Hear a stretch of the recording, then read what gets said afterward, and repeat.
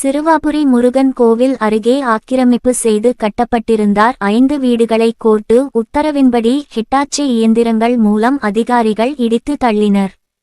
திருவள்ளூர் மாவட்டம் சோழவரம் ஒன்றியம் சின்னம்பேட்டி என்று அழைக்கப்படும் சிறுவாபுரி பாலசுப்பிரமணிய சுவாமி மிகவும் பிரசித்தி பெற்று விளங்குகிறது.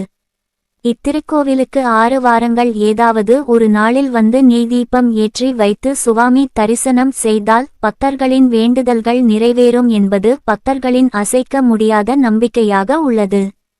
இந்நிலையில் இத்திருக்கோவிலில் உள்ள அன்னதான மண்டபம் அருகே சிலர் இடத்தை ஆக்கிரமிப்பு செய்து 5 வீடுகளை கட்டிக்கொண்டு வசித்து வந்தனர். இந்நிலையில் திருக்கோவிலின் பல்வேறு வளர்ச்சிப் பணிகளுக்காக அந்த வீடுகளை அகற்ற சம்பந்தப்பட்ட துறை அதிகாரிகள் உரிய நடவடிக்கை மேற்கொண்டு வந்தனர். மேலும் அதில் 4 பேருக்கு 3 சென்ட் நிலமும் 3 பேருக்கு வீடு கட்டிக்கொள்ள நிதி உதவியும் அரசால் வழங்கப்பட்டுள்ளது.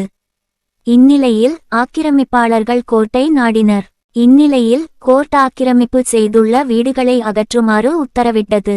எனவே இன்று காலை டிஎஸ்பிகள் கந்தன், ஜெயஸ்ரீ ஆகியோர் தலைமையில் நூற்றுக்கணக்கான போலீசாரின் பாதுகாப்புடன் பொன்னேரி தாசில்தார் சோமசுந்தரம் முன்னிலையில் திருவள்ளூர் மாவட்ட இந்து சமய அறநிலைத்துறை இணை ஆணையர் சிவஞானம் மேற்பார்வையில் 5 வீடுகளையும் ஹிட்டாச்சி இயந்திரத்தின் மூலம் அதிகாரிகள் இடித்து தள்ளினர்.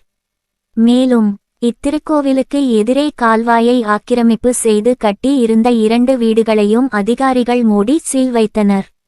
இதனால் சிறுவாபுரி பகுதியில் சுமார் 3 மணி நேரம் பதட்டமும் பரபரப்பும் நிலவியது.